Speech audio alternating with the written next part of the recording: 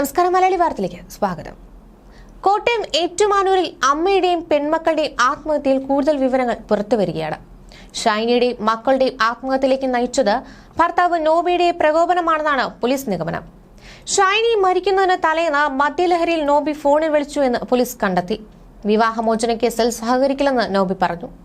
കുട്ടികളുടെ ചെലവിനുള്ള പണം തരില്ലെന്നും സ്ത്രീധനമായി നൽകിയ പണവും സ്വർണവും തരില്ലെന്നും അറിയിച്ചു. പോലീസിന്റെ ചോദ്യം ചെയ്യലിൽ ഫോൺ വിളിച്ച കാര്യങ്ങൾ നോബി സമ്മതിച്ചിട്ടുണ്ട്. നോബിക്കെതിരെയുള്ള ഗാർഹിക പീഡന കേസ് കൂടി എടുക്കുമെന്ന് പോലീസ് അറിയിച്ചു.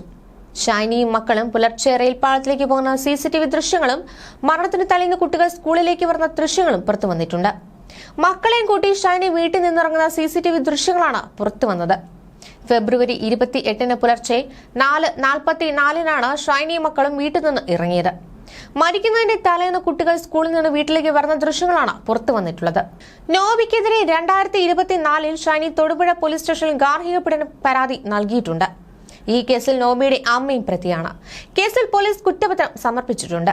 മുൻകാല കേസുകളുടെ കൂടി അടിസ്ഥാനത്തിലാണ് ഏറ്റുമാനൂർ പോലീസ് നോബിക്കെതിരെ ആത്മഹത്യാ പ്രേരണ കുറ്റം ചുമത്തിയത്. തൊടുപുഴയിലെ നാട്ടുകാരും ഷൈനി അനുഭവിച്ച പീഡനങ്ങളെ സാക്ഷ്യപ്പെടുത്തുന്നു. നിലവിൽ ആത്മഹത്യാ പ്രേരണ കുറ്റം ചുമത്തിയിരിക്കുന്നത് നോബി ലൂക്കോസിന് എതിരെ മാത്രമാണ്. കുടുംബാംഗങ്ങളായ മറ്റാർക്കെങ്കിലും സംഭവത്തിൽ പങ്കുണ്ടോ എന്നും പോലീസ് അന്വേഷിക്കുന്നുണ്ട്. ഷൈനിയെയും മക്കളെയും ആത്മഹത്യയിലേക്ക് തള്ളിവിട്ടത് ഭർത്തൃ വീട്ടുകാരുടെ കണ്ണിൽ ചോരയില്ലാത്ത പെരുമാറ്റമായിരുന്നുവെന്നാണ് അയൽവാസികൾ സാക്ഷ്യപ്പെടുത്തുന്നത്. സോഷ്യൽ മീഡിയയിൽ ഇത് സംബന്ധിച്ച് വൈകാരികമായ പല കുറിപ്പുകളും ഷെയർ ചെയ്യപ്പെടുന്നുണ്ട്. ഷൈനിയും മക്കളും അനുഭവിച്ച വേദനയുടെ നേർ സാക്ഷ്യമാണ് ഈ കുറിപ്പ്. എങ്ങനെ സാധിക്കുന്നു ന്യായീകരിക്കാൻ? ഇന്നലെ ചുങ്കത്തുള്ള ഒരു സുഹൃത്തുമായി സംസാരിക്കുകയായിരുന്നു മരിച്ച ഷൈനിയുടെ അടുത്ത ബന്ധു. സംസാരിച്ചു വന്നപ്പോൾ അയാൾക്ക് പലവട്ടം ശബ്ദമിടറി. 2-3 വട്ടം എനിക്കും കണ്ണു നിറഞ്ഞു. ഷൈനി മരിച്ചുവെന്ന് ആ കുടുംബത്തിലെ അകന്ന ബന്ധുവായ ഒരു മുതിർന്ന കുട്ടിയോട് അവളുടെ അമ്മ പറഞ്ഞപ്പോൾ ആളെ മനസ്സിലാകാതെ വന്ന മോളോട് അന്ന് നമ്മൾ അവരുടെ വീട്ടിൽ പോയപ്പോൾ ചായ കൊണ്ടുവന്ന ചേച്ചിയാടി എന്ന് വിശദീകരിച്ചു. കൊടുത്തപ്പോൾ അയ്യോ, അത് നോബി ചേട്ടായുടെ ഭാര്യയായിരുന്നു. ഞാൻ ഓർത്തു അവരുടെ വീട്ടിലെ വേലക്കാരിയാണെന്ന്. ആ പറഞ്ഞ മോളുടെ സംസാരത്തിൽ ഷൈനിക്ക് ആ വീട്ടിൽ എന്തായിരുന്നു സ്ഥാനമെന്ന് മനസ്സിലാകും. മറ്റൊരു ബന്ധു അവരുടെ വീട്ടിൽ വന്ന ഹാളിൽ ഇരിക്കുന്ന സമയത്താണ് മദ്യപിച്ചുവെന്ന് നോബി അതിക്രൂരമായി ഷൈനി മർദ്ദിച്ചത്. വിരുന്നുകാരുടെ മുന്നിലേക്ക് ചവിട്ടുകൊണ്ട് തെറിച്ചു വീണ ഷൈനി ഉരുണ്ട് പിരണ്ട് എണീറ്റ് കുടിച്ചിട്ട് വന്നാൽ അതിന് ഭ്രാന്ത എന്ന് പറഞ്ഞ് അകത്തുപോയി നെഞ്ചുപൊട്ടി കരഞ്ഞത് കണ്ടു. മതി, ഒന്നും വേണ്ട, ആവശ്യത്തിന് വയറു നിറഞ്ഞുവെന്ന് പറഞ്ഞ് അവിടെ നിന്നിറങ്ങിയ ആ ബന്ധു ഷൈനിയുടെ വീട്ടിൽ വിളിച്ചു. മോളെ ജീവനോടെ വേണമെങ്കിൽ പോയി കൂട്ടിക്കൊണ്ടു പോരെ കേട്ടോ എന്ന് പറഞ്ഞു. എന്നറിയുമ്പോൾ ഷൈനി ആ വീട്ടിൽ നേരിട്ട് ക്രൂര പീഡനത്തിന്റെ ആഴം മനസ്സിലാകും.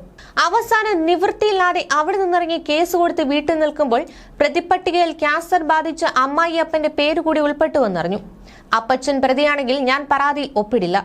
കാരണം എന്നെ ഒത്തിരി ദ്രോഹിച്ചിട്ടുണ്ടെങ്കിലും അപ്പച്ചന്റെ കുറെ അപ്പയും മൂത്രവും കോരി ഞാൻ നോക്കിയാളാ. ആ ആളെ ഈ രോഗക്കിടക്കയിൽ കിടക്കുമ്പോൾ എനിക്ക് ജയിലിൽ കയറ്റാൻ മനസ്സ് വരുന്നില്ല എന്ന് നിസ്സഹായതയോടെ പറഞ്ഞ ആ തങ്ക മനസ്സിന് പകരമായി ആ കുടുംബം ചെയ്ത ക്രൂരതകൾക്ക് മാപ്പ് കൊടുക്കാൻ മനുഷ്യനായി പറഞ്ഞ ഒരാൾക്ക് കഴിയുമോ? ലോഹയിട്ട ഒരു നാറി പുരോഹിതൻ ചെയ്യാവുന്നതിന്റെ അങ്ങേയറ്റം ചെയ്തു. കിട്ടുന്ന ജോലിയെല്ലാം കളയിച്ചു അവളെ മരണത്തിലേക്ക് തള്ളിവിട്ടത് എങ്ങനെ ക്ഷമിക്കാൻ കഴിയും? അവന്റെ കുടില നിയമബുദ്ധിയിൽ സ്വന്തം മകനെ കൊണ്ട് ഒന്ന് നുള്ളി നോവിച്ചിട്ടുകൂടിയില്ലാത്ത അമ്മയ്ക്കെതിരെ കേസ് കൊടുപ്പിച്ച ആ വെള്ളയടിച്ച കുഴിമാടത്തെ ഏതു ചാട്ടവാർ കൊണ്ടാണ് അടിച്ചു പുറംപൊളിക്കേണ്ടത്? ഈ പുരോഹിതൻ അവരുടെ സ്വന്തം പെങ്ങളുടെ കുടുംബം തകർത്ത് 4 കുട്ടികളുടെ അപ്പനായ ഒരു പാവത്തിനെ പെങ്ങളിൽ നിന്നും അകറ്റി പെങ്ങളുടെ മനസ്സിൽ വിഷം കുത്തിവെച്ച കൊടിയ വിഷം ആണെന്ന് അറിയുമ്പോഴേ അവരെ കുറിച്ചുള്ള അറിവ് പൂർണ്ണമാകും. ആ സഹോദരി വിവാഹം കഴിഞ്ഞ് വിദേശത്ത് ജോലി ശരിയാക്കിയതും ജീവിതം ഉന്നതിയിൽ എത്തിച്ചതും ആ ഭർത്താവ് കാരണമായിരുന്നു എന്നും ഇടയ്ക്കുണ്ടായ ചില അസ്വാരസ്യങ്ങൾ കാരണം കുടുംബം ഇല്ലാതാകുമല്ലോ എന്നോർത്ത് ആ പാവം മനുഷ്യർ ആത്മഹത്യയിലേക്ക് തുനിഞ്ഞിരുന്നു എന്നുമാണ് അദ്ദേഹത്തോടടുത്ത ബന്ധമുള്ള ഒരാൾ പറഞ്ഞത്. അങ്ങനെയെങ്കിൽ ഈ കള്ളപ്പാതിയുടെ ഇടപെടൽ കൊണ്ട് മറ്റൊരു ജീവൻ കൂടി നേരത്തെ പൊലിഞ്ഞേനെ. ആ സംസ്കാര ചടങ്ങുകൾ കണ്ടാൽ അറിയാം ആ നാട്ടുകാർ നോബിയുടെ കുടുംബത്തെ എങ്ങനെ നോക്കി കണ്ടു എന്ന്. അവന്റെ തന്നെ ബന്ധുക്കൾ അവനിട്ടടിക്കാൻ ദേഹത്ത് കുറുവടിയുമായാണ് അവിടെ നിന്നിരുന്നത്. ഇതറിയുമ്പോഴാണ് ആ വെറുപ്പിന്റെ ആഴം മനസ്സിലാവുക. മരിക്കുന്നതിന് തലേദിവസം രാത്രി 10 മണിക്ക് ആ മകൻ നിൽക്കുന്ന ബോർഡിംഗ് സ്കൂളിലേക്ക് വിളിച്ച് ആ പൊന്നോമനകൾ ചേട്ടനോട് യാത്ര പറഞ്ഞു എന്നാണ് അറിഞ്ഞത്.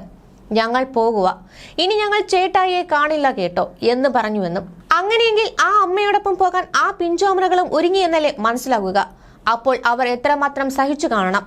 ലോക്കോ പൈലറ്റ് പറഞ്ഞത് വെച്ച് നോക്കുമ്പോൾ ട്രെയിനിന്റെ ചൂളം വിളിയും ഹോണും എല്ലാം ഉണ്ടായിട്ടും ആ മക്കൾ അമ്മയെ കെട്ടിപ്പിടിച്ചു നിന്നതല്ലാതെ ഒന്ന് അനങ്ങിയില്ല എന്നറിയുമ്പോൾ ഓർക്കുമ്പോൾ തന്നെ ഹൃദയം നുറുങ്ങിപ്പോകുന്നു. കേസ് കൊടുത്തത് കാരണം വാറണ്ട് ഉള്ളതുകൊണ്ട് 2 അവധിക്കാലം അവൻ നാട്ടിൽ വരാതെ ഒരു വട്ടം ഖത്തറിൽ സഹോദരിയുടെ കൂടെയും അടുത്ത വട്ടം ദുബായിൽ നിന്നു എന്നറിയുന്നു. അങ്ങനെയെങ്കിൽ ഈ മരണത്തിൽ അവനെ സപ്പോർട്ട് ചെയ്ത ആ പെങ്ങളും കൂട്ടുകാരനുമെല്ലാം ഉത്തരവാദികളാണ്. ഈ കൊടും പാതകത്തിന്റെ ശാപത്തിൽ നിന്ന് അവർ എങ്ങനെ മുക്തരാകും?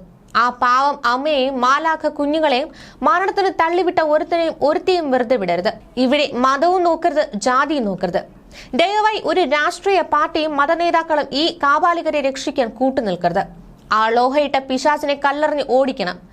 അവൻ ഉള്ളിടത്തു നിന്നും അവൻ ഉള്ള സഭയിൽ നിന്നും പുറത്താക്കാൻ ആ സഭ തയ്യാറാകണം. നിയമം അനുശാസിക്കുന്ന ഏറ്റവും വലിയ ശിക്ഷ അവർക്ക് കിട്ടുമെന്ന് ഇവിടെയുള്ള നീതിപാലകരും നീതിപീഠവും ഉറപ്പുവരുത്തണം. അടുത്ത വാർത്ത വരുമ്പോൾ ഈ അമ്മയുടെയും മക്കളുടെ മുഖം മറന്നു പോകരുത്. അതോടൊപ്പം ഇനി ഒരിക്കലും ഇങ്ങനെ ഉണ്ടാകാതിരിക്കാൻ ഓരോരുത്തരും ശ്രദ്ധിക്കണം. മരിച്ചു കഴിഞ്ഞുള്ള കണ്ണീരല്ല അവർക്ക് വേണ്ടത്, അതിനു മുന്നേയുള്ള ചേർത്ത് പിടിക്കലാണ്. ഇനി ഒരു ഷൈനിയും ഇങ്ങനെ മരിക്കാതിരിക്കട്ടെ. എങ്കിലും ഷൈനി, നിനക്ക് മരിക്കാതിരിക്കാൻ ഒരുപാട് മാർഗങ്ങൾ ഉണ്ടായിരുന്നല്ലോ സഹോദരി. കുറച്ചുകൂടി ധൈര്യം നിന്റെ കുട്ടികളെ ഓർത്തെങ്കിലും നിനക്ക് കാണിക്കാമായിരുന്നു. ഒരു ഉറുമ്പിനെ പോലും കൊല്ലാൻ കരുത്തില്ലാത്ത നീ എങ്ങനെ നിന്റെ പൊന്നുമക്കളെ മരിക്കാൻ വിട്ടുകൊടുത്തു? നീ ജീവിച്ച് വിജയിച്ച് കാണിച്ചു കൊടുക്കണമായിരുന്നു. എല്ലാ ധൈര്യവും ചോർന്നു പോകുന്ന ചില നിമിഷങ്ങൾ അങ്ങനെയാകുമല്ലേ? നീ കടന്നുപോയ അവസ്ഥ നിനക്ക് മാത്രമല്ലേ അറിയൂ. ന്യൂസ് ഡെസ്ക് മലയാളി വാർത്ത.